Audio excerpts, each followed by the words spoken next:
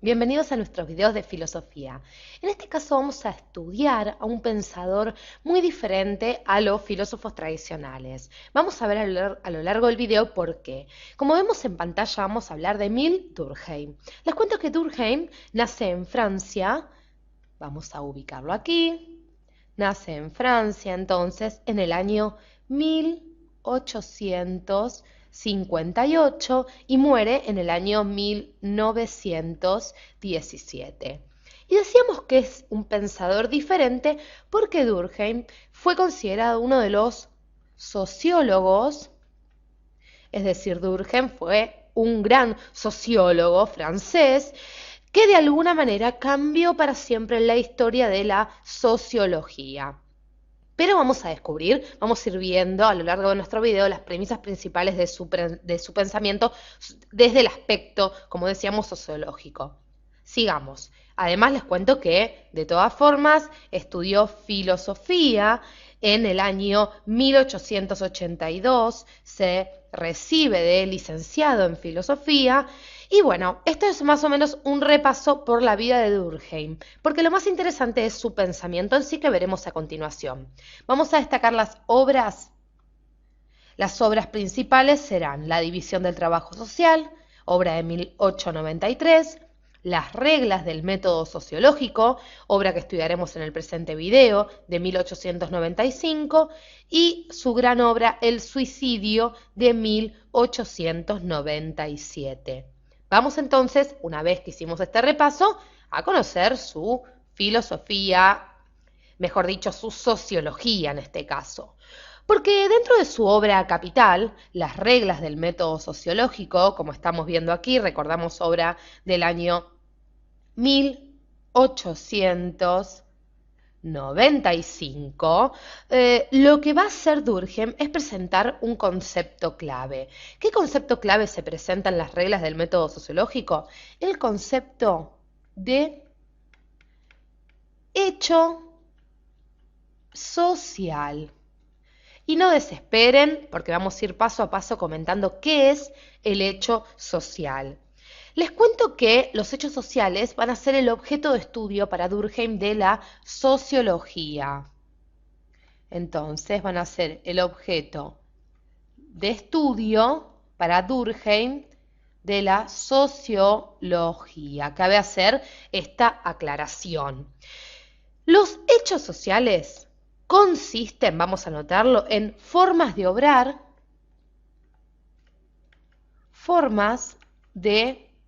obrar, así como también formas de pensar,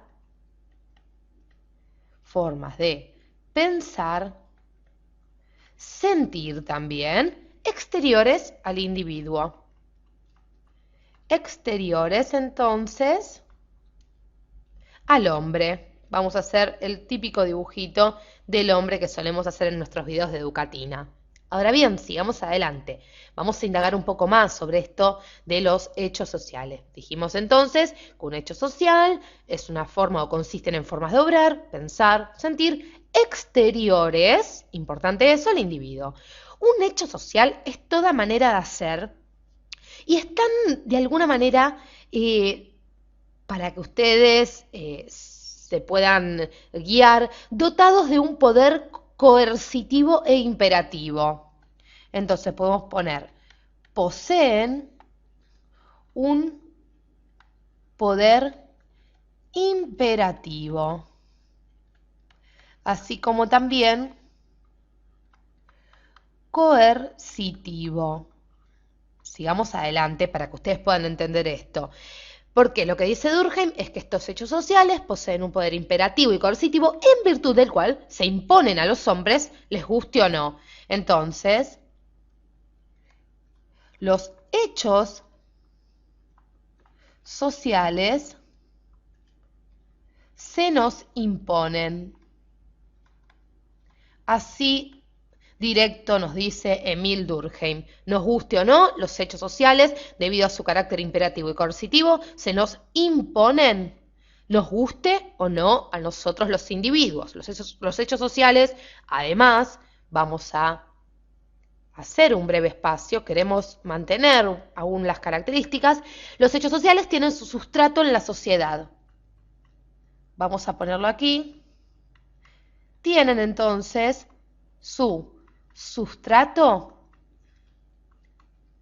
en la sociedad. Y de a poquito a lo largo de este video vamos a ir descubriendo, completando esta idea de los hechos sociales. Entonces, tienen su sustrato en la sociedad.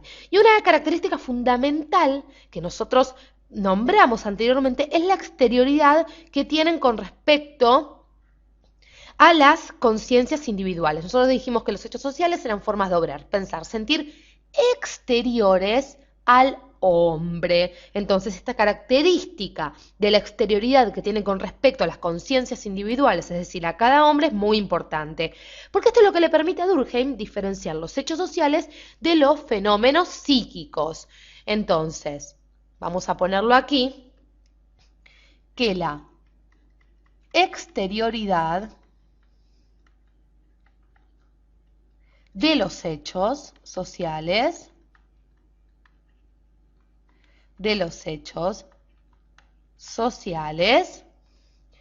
permite entonces, vamos a ponerlo así, permite diferenciar entre lo que son entonces, como decíamos, los fenómenos psíquicos,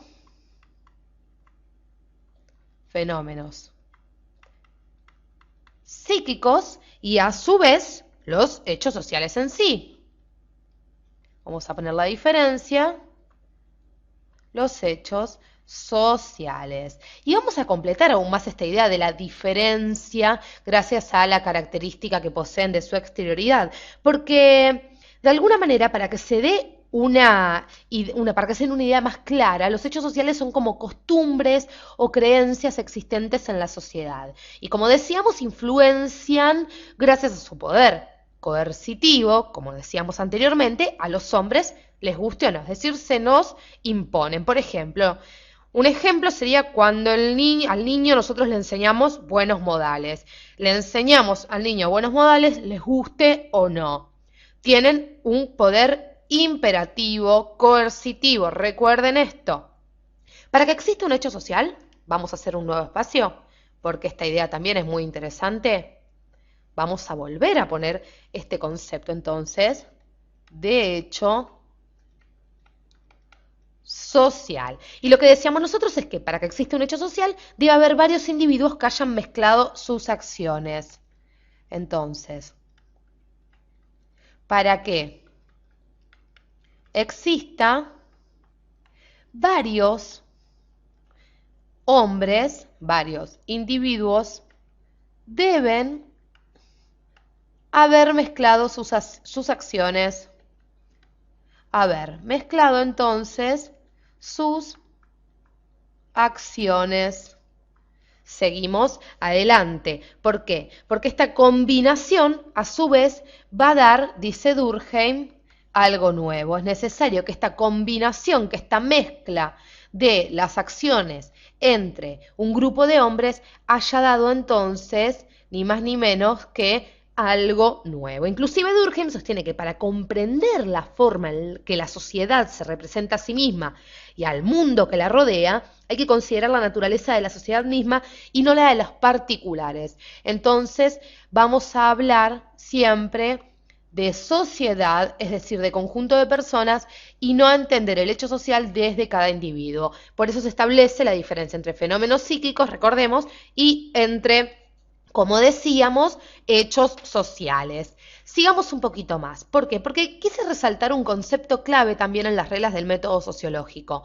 El concepto de institución. Ahora vamos a ver por qué. Les cuento que, como nosotros pusimos aquí, se llama institución a todas las creencias y modos de conducta instituidas por la colectividad. Es decir, por un grupo de personas. Entonces, ¿por qué nosotros quisimos destacar este concepto de institución? Porque, gracias a esto, Durkheim nos va a decir que la sociología se puede definir como la ciencia de las instituciones, de su origen y de su funcionamiento. Muchas gracias por acompañarnos hasta aquí. Esperamos que sigan viendo nuestros videos en Educatina de filosofía, de historia, de biología y todos aquellos en los cuales estén interesados. Gracias.